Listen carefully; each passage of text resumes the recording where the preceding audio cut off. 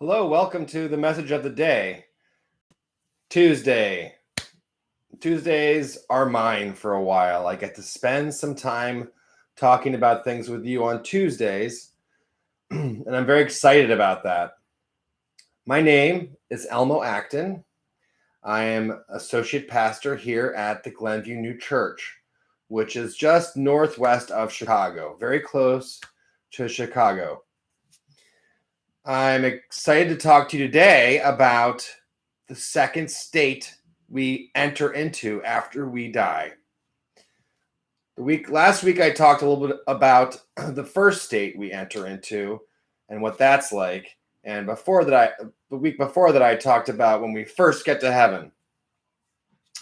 But today we're talking about when we've been there for a while and there's no real number of days it takes to get to this point. It's more of a state. So in the afterlife, just like there's a winter and a summer and a spring and a fall, those things aren't the same way in heaven.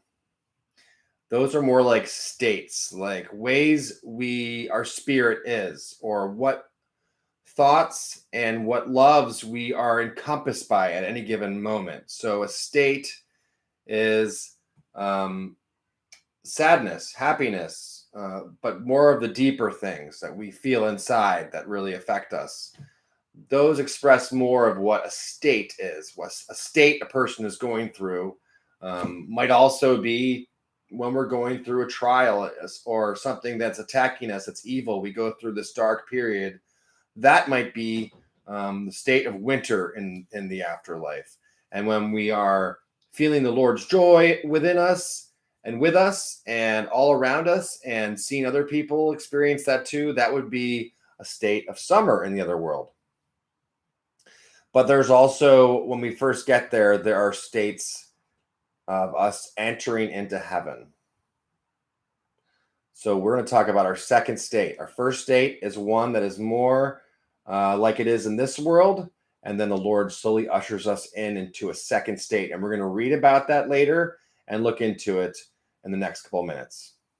But first, I'd like us all to bow our heads and think about the Lord, and I'll say a little prayer.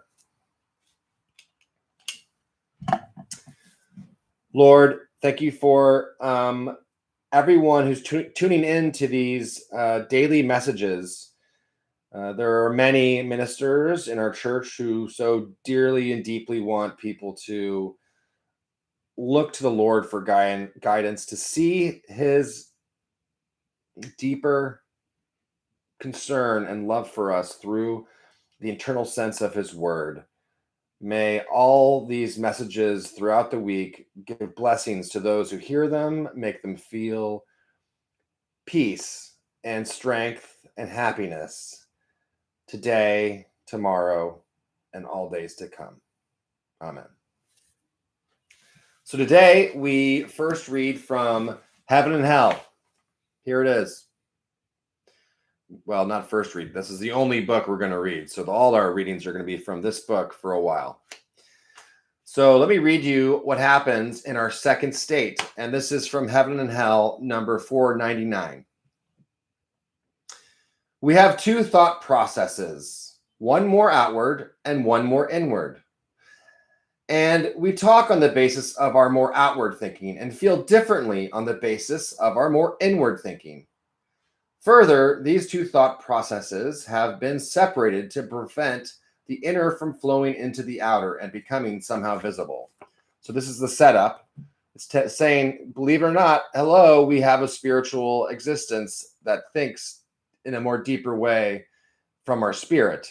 And an outward one, which is the one most of us probably spend a lot of our time in, and they can be linked together and they can be in unison and they can work together, but they're separated as far as we can tell in order to keep us in freedom so that we can choose the Lord for ourselves.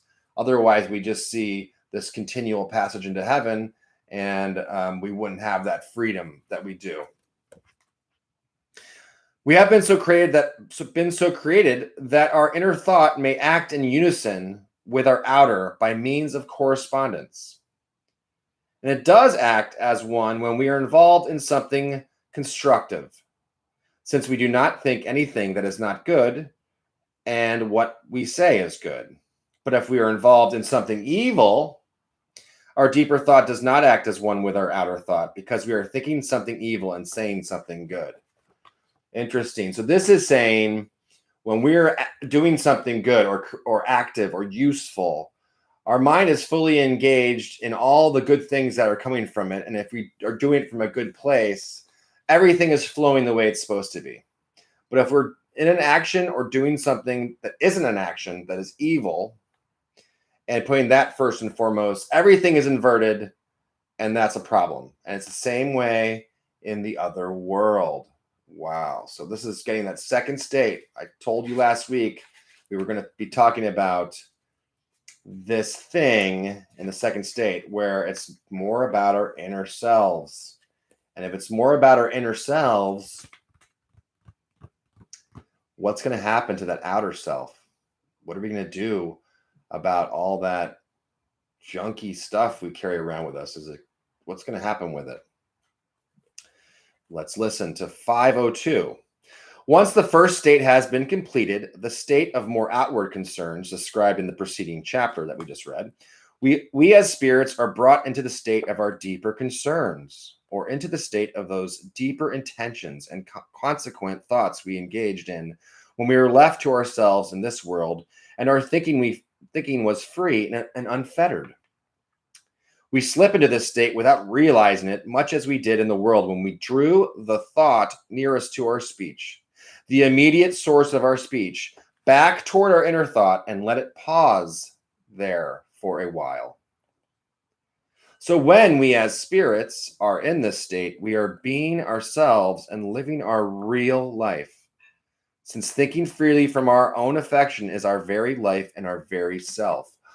Whoa, this means, those deep, true thoughts you may have when you're alone and no one's listening, and what you truly feel and like your deepest of deepest. This isn't your maybe nasty thoughts you have about someone, your neighbor, or someone who just did you wrong that day, but those overarching, reaching feelings that you have and thoughts that you have when you're all alone and you think there's no one listening. This is saying the afterlife, you get there and you start spending time with that self, right? And that could be problematic for some of us, but good for others. 504. All of us, without exception, are brought into this state after death because it is the proper state of our spirits. The earlier state was characterized of our spirit when we were in public, like we said. And that is not its very own state. So this is the way we are in this world isn't quite the way it is in the next one when we get a little deeper and closer to heaven or hell. When spirits are in this state of their deeper concerns, then it is obvious what kind of people they really were in the world. They actually behave in accord with their own nature. We're going to stop there for today. So, what's the thought of the day? Who are we when we are alone? And this doesn't mean that if you spend a lot of time depressed or sad, that you're a bad person. This is, what do you want for others? What do you want for yourself to some degree? What do you hope for and wish for the world? Is your life really so centered on yourself that you don't think about those things? And if that's the case, then this kind of reading is very important, because it says to you, when we get to the other world, where we all are supposed to go at some point, and we all can rationally understand that all of us have to leave this world and enter a new place at some point. And if that world is a place where what your true nature is what drives everything, do we want to be caught in that next world off guard? So books like this allow us to give us more time to try to heal the things with us that make us better. to heal those things that are bad for us and get rid of them and make ourselves better. We have the ability to do that, and the Lord has given us the spyglass into the next world so that we can really feel the power here of what his word is telling us. It ends here in this reading with something from the word that we all will recognize. This number 505 says, "You are like whitewashed sepulchres that look lovely on the outside, but are inwardly full of the bones of the dead and all uncleanliness." That's Matthew 23, verse 27. So Jesus was talking to people about certain people that acted like they were good, but were truly evil inside. So I'm hoping all of us today are just can self-examine ourselves. And most of us probably think we're good people, but how can we clean that cup out some more? How can we clean our cups that look beautiful on the outside, but we all know that all of us have some cleaning to do on the inside, right? So maybe some of us know that our outsides aren't very pretty either. But this is a great opportunity to take a lesson like this, to think about what really is going to be important for eternity in your life and do some cleaning, especially now in the spring. Do some spring cleaning. Try to not just clean your house, but clean your spirit. Because it turns out in the other world, you can run, but you can't hide. Eventually, your true nature will come out. And we all want our true natures to be something that helps our fellow man, woman, children, our fellow angels, our fellow spirits. So thank you for sharing some time with me today. And I hope this made you think about things. And I hope you enjoyed the reading from Heaven and Hell. Next week, we'll do another one of our getting closer to our third state, which is very interesting and tells us about how we get to heaven or how we get to hell. So thank you for being here with me. Please, if you want to hear more about heaven and hell in a maybe more intense and point by point, starting from beginning to end with me, tomorrow or this evening, Tuesday, and every Tuesday from now on, we will be meeting on Grand Human Project. Go to grandhumanproject.org and look for something that says heaven and its wonders and hell, from those things seen and heard. And join that group. That way we can all spend a Zoom meeting together, learning about heaven and hell. And that'll give you the opportunity to ask questions and to even just make statements or even argue with me at times if you want to, as long as it's friendly. And I really look forward to that. So thank you. Please keep listening to these messages. And if you haven't yet, subscribe and like and pass this along if you think it'll help someone. The Lord loves you. Goodbye.